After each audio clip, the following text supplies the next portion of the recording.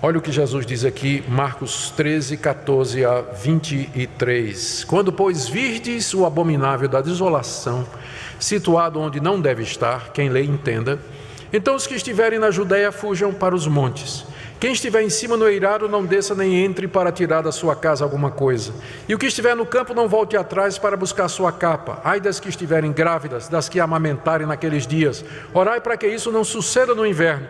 Porque aqueles dias serão de tamanha tribulação como nunca houve desde o princípio do mundo. Jesus não está se referindo àquele período que ele acabou de descrever, os sinais que ele deu, mas um período que vem depois, que é a intensificação, é a sequência. Primeiro vem o princípio das dores, depois a tribulação, que é o momento mesmo, não é? Aqueles dias, ele diz aqui no verso 18, 17, coitada das grávidas, 18, ore para que não aconteça no inverno, 19. Aqueles dias serão de tamanha tribulação, como nunca houve desde o princípio do mundo que Deus criou até agora e nunca jamais haverá. Se Deus não abreviasse aqueles dias, ninguém se salvaria, mas por causa dos eleitos que ele escolheu, abreviou tais dias. Então, se alguém vos disser, eis aqui o Cristo, ou ele ou ali, não acrediteis. Porque surgirão falsos cristos e falsos profetas, operando sinais e prodígios para enganar, se possível, os próprios eleitos. Estai vós de sobreaviso, tudo vos tenho predito. Ou seja, eu não deixei de fora nada que vocês precisassem saber. Tudo que vocês precisam saber, eu disse.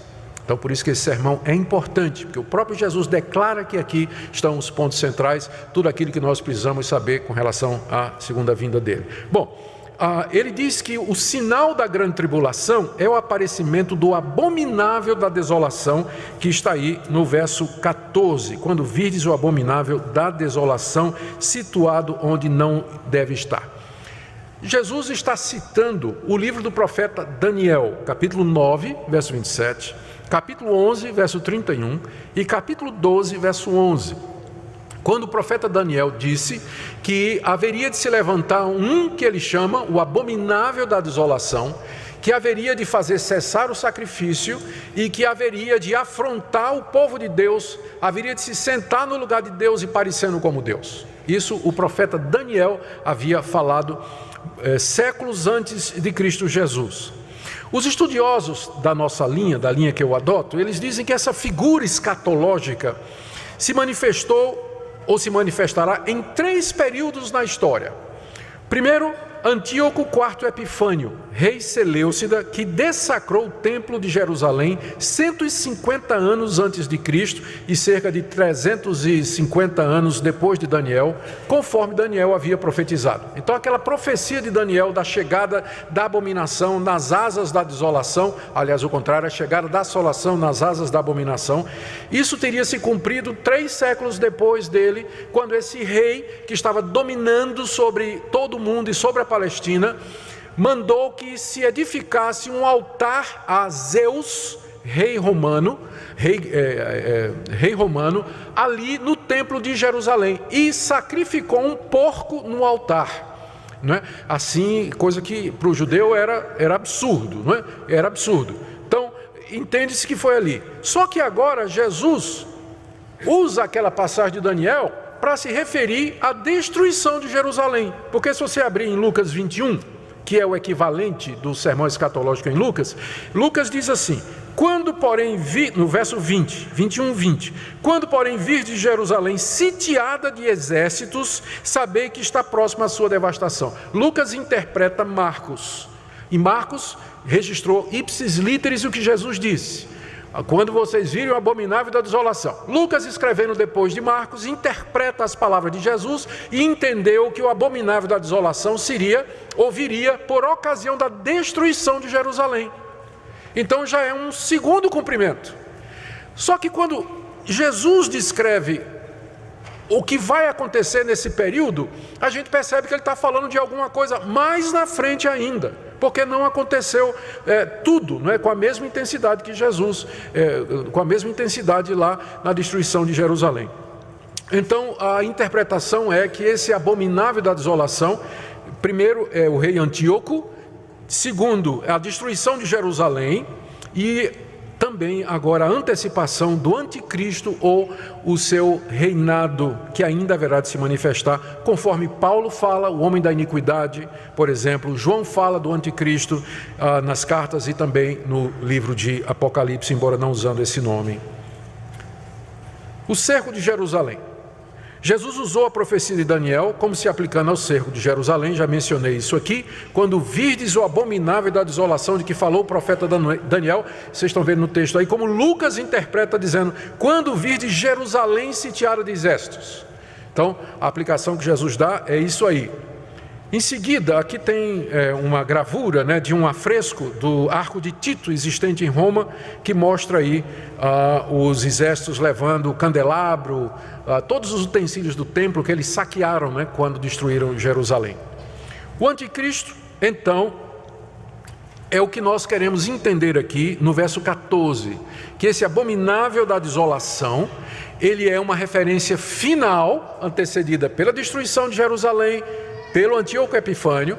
O anticristo é a terceira aplicação final dessa profecia. Aqui Jesus diz que quando ele surgir, quando aparecer o abominável da desolação, vai dar início a um período que Jesus diz que é de grande tribulação, que nunca houve igual no mundo. E com certeza nada houve igual antes aos judeus, lá no dia da invasão de Jerusalém. Mas houve coisa igual ou pior depois. Por exemplo, sob Hitler, 5 a 6 milhões de judeus foram exterminados no Holocausto, cruelmente assassinados em Auschwitz, Mauthausen e Dachau. Ele diz que essa grande tribulação, preste atenção nisso aqui, se encerrará com a sua vinda em glória. Volta para o texto comigo, do verso 14 até o verso 23, ele descreve essa grande tribulação, que começa com o aparecimento do anticristo. E ele diz no verso 24, mas naqueles dias, após a referida tribulação, o sol escurecerá, a lua não dará sua claridade, então vocês verão o Filho do Homem vindo nas nuvens com poder e glória. Ou seja, a grande tribulação antecede a vinda de Cristo. Está colada, a ponto de Jesus dizer, naqueles dias, depois da referida tribulação, o Filho do Homem voltará. Então, é óbvio que Jesus, ao falar da abominação, da desolação, tinha um cumprimento imediato, que era a destruição de Jerusalém, mas ele também estava olhando para o futuro, para esse período que a gente chama de o período da grande tribulação, que antecede a sua vinda. Então, esse período da grande tribulação, pode passar aí, vamos para a segunda tabela da grande tribulação, é um evento... O que é que nós podemos aprender aqui de Marcos 13, de 14 a 23? É um período curto, mas de intenso sofrimento sobre todo o mundo, sofrimento sem igual. A igreja perseguida intensamente à beira da extinção, por isso que Jesus disse que se esses dias não forem abreviados, ninguém se salvaria. Ele é abreviado por causa dos eleitos de Deus, o que prova que a gente vai sim passar na grande tribulação, visando provar o povo de Deus e punir os ímpios e precedendo a vinda de Cristo. Eu sempre achei melhor estar preparado para enfrentar a grande tribulação e ser arrebatado antes, se eu estiver errado na minha interpretação, do que eu achar que eu vou ser arrebatado e eu entrar na grande tribulação desprevenido. Então, eu acho a minha posição mais segura. Acho mais segura. Se eu estiver errado, menos mal. Não é? Então, essa é a segurança do amilenismo, né? Nessa hora aqui, de que não tem arrebatamento antes de grande tribulação. É curioso que Jesus não fala aqui, não é? E ele disse, tudo vos tenho dito. E um evento tão glorioso como esse, o arrebatamento da igreja antes da grande tribulação, não poderia faltar nesse sermão, quando Jesus está encorajando os discípulos e preparando-os para o que haveria de vir. Bom, as orientações. O que é que eles deveriam fazer quando visse Jerusalém cercada de exércitos? Então ele dá aquelas orientações que quem estiver no campo não volta para casa, quem estiver no eirado não entra em casa para tirar as coisas, as grávidas vão sofrer nesse dia, ora para que não seja no inverno, quando a fuga se torna mais difícil. Eles deveriam fugir porque esse seria um período de grande sofrimento que viria sobre todo o mundo. Lembre que ele está descrevendo tanto a destruição de Jerusalém, como o período da grande tribulação. Eu, com a minha esposa, nós tivemos uma vez, tivemos o privilégio de ir até a Suíça, visitar os Alpes, E o meu sogro, o pai dela, mostrou um fenômeno interessante quando você está subindo aquelas montanhas, aquelas estradas tortuosas ao redor das montanhas. Tem uma certa altura que você olha assim e você vê uma montanha só. E ele me então lembrou daquela ilustração clássica, né? À medida que o carro se deslocava, aí a gente percebeu que era uma montanha atrás da outra, mas da perspectiva que a gente estava, parecia que era uma montanha, quando na verdade era uma cordilheira. Então a profecia bíblica é muito parecida com isso. O profeta via o monte, ele descrevia o que ele estava vendo e às vezes não tinha consciência de que estava descrevendo 2, 3 eventos que todos que eram descritos como se fosse uma coisa só.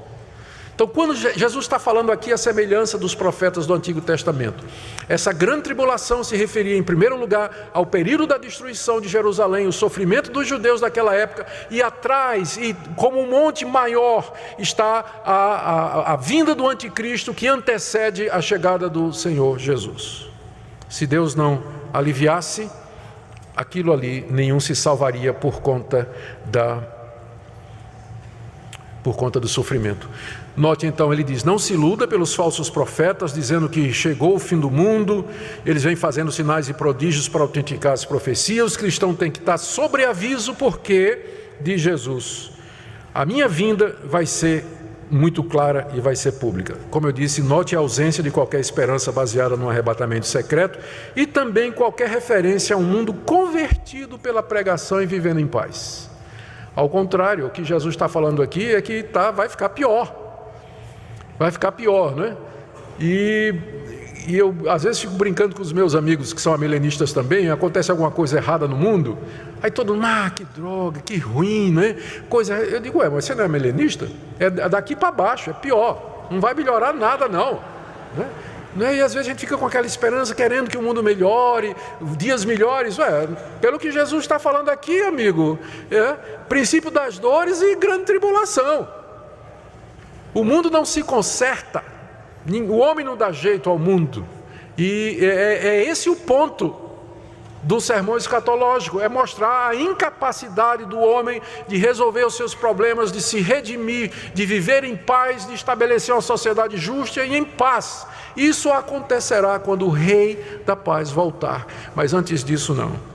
Muito obrigado por assistir esse vídeo até o final e se você gostou, não se esqueça, inscreva-se no canal, ative as notificações e deixe seu like para fortalecer nosso projeto aqui no YouTube. E que Deus abençoe em nome de Jesus. Amém.